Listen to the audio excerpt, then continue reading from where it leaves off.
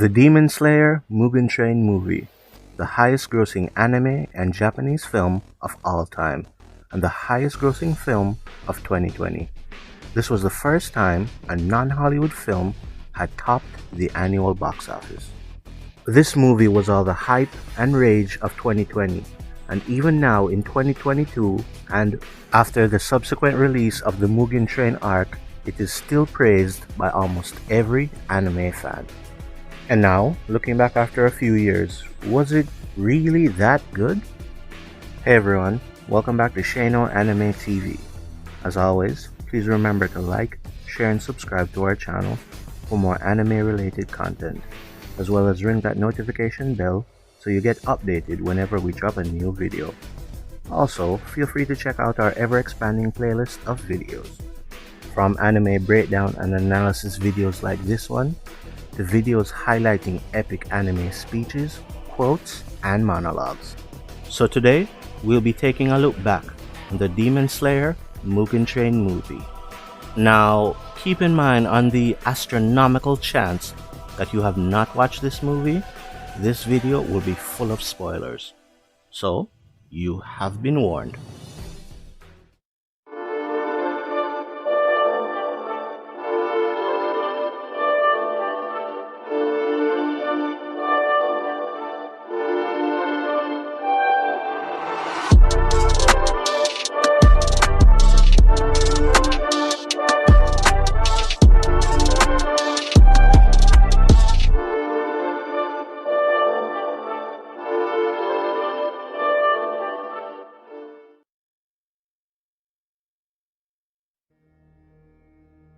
Now, one of the first things to mention is the fact that unlike most anime movies, this movie is 100% canon.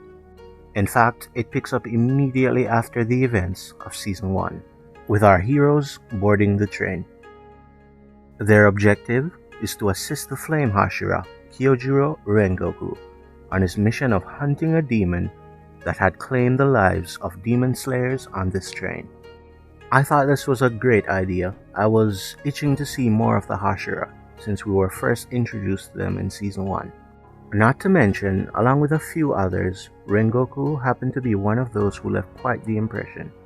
Quite honestly, I wished we could have seen more, something that was fixed in the Mugen Train arc that would follow in Season 2, by giving us an initial episode that preceded the events of the Mugen Train. Though there was quite a bit added to the Season 2 Mugen Train arc, the movie still remains my favorite telling of the story. Now, this was our first time being introduced to flame breathing, and I was thoroughly impressed with the style of animation chosen for his flame. A beautiful combination of 2D and 3D flames with resplendent shades of yellow and orange, very distinct from the shades of red used for the Hinokami Kagura. Now, as it pertains to animation quality, this movie was simply gorgeous. Now, taking nothing from that, I do believe the anime managed to outdo them in some areas. The animation quality of Season 2 in general was prime movie-esque quality. Not just in this arc, but the arc that followed. Not long after boarding the train, they are put to sleep by the lower one of the 12 Kizuki, Enmu, who then sends child assassins to enter into their dreams and destroy their spiritual cores. These children suffering from insomnia were promised happy dreams in return for their service. An almost foolproof plan for killing enemies.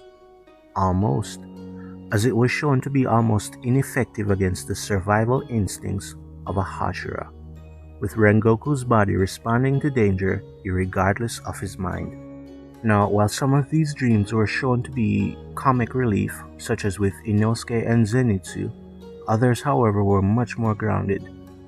For instance, with Rengoku, it served as a doorway for us into his past and into him as a character.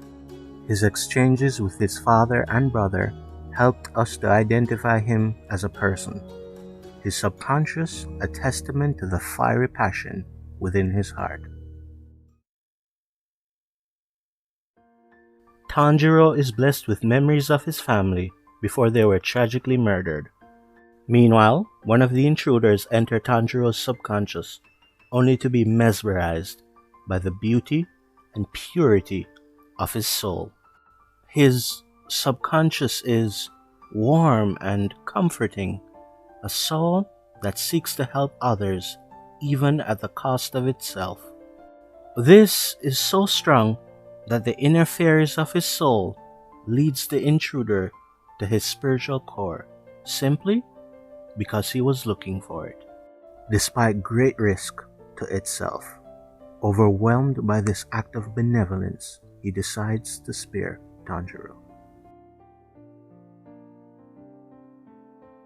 However, the blessing of Tanjiro's dream soon becomes a curse as he slowly figures out that this is not real, but merely a dream pulled from the depths of his heart. You couldn't help but feel it for Tanjiro as he is forced to leave them again, facing and accepting the fact that they are gone forever.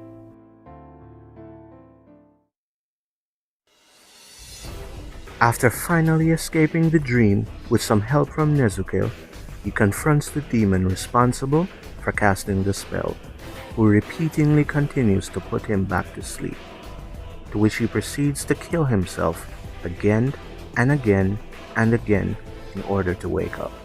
Then, just like a demon, he goes for a low blow and puts Tanjiro in a nightmare in which his family curses him for letting them die.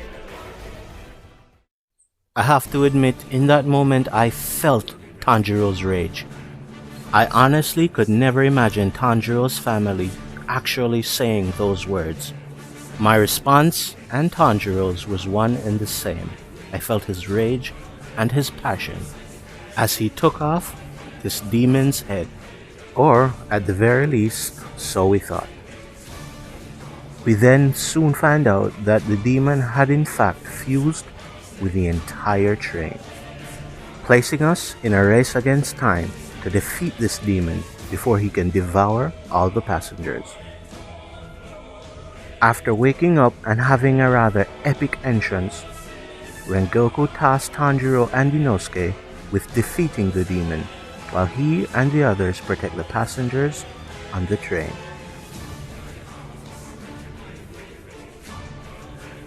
This, of course, resulted in another epic battle between Tanjiro, Inosuke, and Enmu, with Enmu turning his one trick up to 11 to the point where it almost had Tanjiro for a second.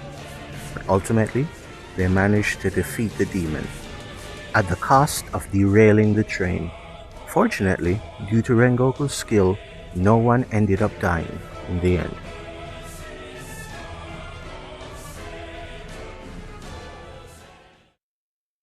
Now, if the movie had ended here, this would have been a typical anime movie. Not awful, but nothing too special either. What really sets this movie apart is its unexpected third act.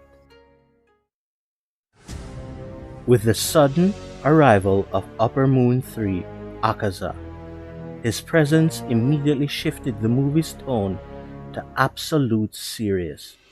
This was an Upper Moon, the first one officially introduced to us in the series.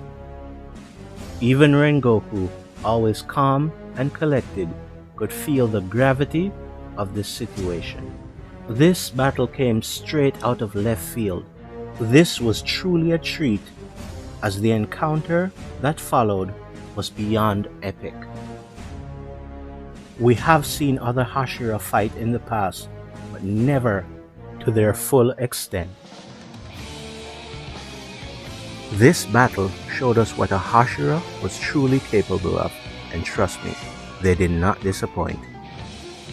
Subsequently, they also show us the power of an Upper Moon, and why they have not been defeated in over 100 years. They have never fallen, and Hashira have fallen to them time and time again. And the reason for this was on full display. While Rengoku could match the Upper Moon in terms of speed and skill, ultimately, the demon's enhanced body and insane regeneration began to wear him down. One of the things that petrified me the most about this demon aside from his immense bloodlust and immense desire for combat, was his regen abilities. This guy didn't have high-speed regeneration. He had hyper, super, extreme high-speed regeneration, befitting the caliber of upper rank. He would not tire, he would not weaken, he would not fall, no matter what Rengoku threw at him. I love how they took this opportunity to show us as many of the flame-breathing forms as possible, as well as Rengoku's skill and determination in battle. This battle was a high-octane display of speed, strength, and skill, and our heroes had a front row seat to revel in this level of combat. This battle had you on the edge of your seat until ultimate excitement turned to despair as we're taken on an emotional roller coaster, as our hero is ultimately defeated.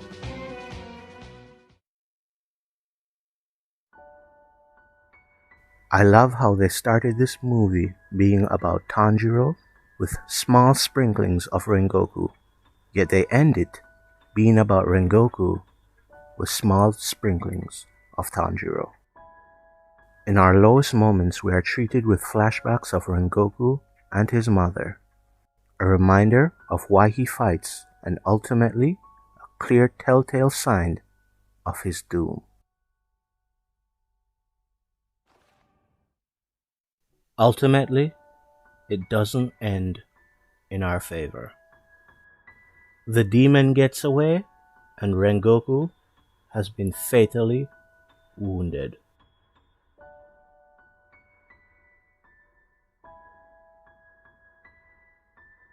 Now, I know there are those out there who despise English dub, but I'm telling you, especially for the last scenes of this movie, dub is the way to go. Even if you disagree, I do believe that everyone should watch the dub for this movie even once. I happen to have seen it multiple times, both in dub and in sub. And while the Japanese voices were excellent, I was mesmerized by the dub. Both the performances of Tanjiro and Rengoku were splendid. Aside from that, I was simply amazed by how the movie was able to introduce and develop a character so much in the span of 2 hours that it broke everyone's heart to see him die. He stood as the perfect model for Tanjiro's future development. He represented a benchmark of strength that Tanjiro would have to reach and surpass, as well as through his death stood as the motivation that would push Tanjiro to these heights. So, ultimately, was the Demon Slayer movie as good as everyone remembered it to be? No, it was even better and deserved all the praise and adulation it had garnered and more. And whilst the standard it had set has been surpassed by the Entertainment District arc, I still believe that this movie initially set the tone. Anyway guys, feel free to leave a like on this video or even a dislike if you didn't, and feel free to tell us in the comments down below what you thought of the Mugen Train movie. Did you enjoy it? Or did you prefer the anime's version of it? Leave your thoughts in the comments down below. Until next time.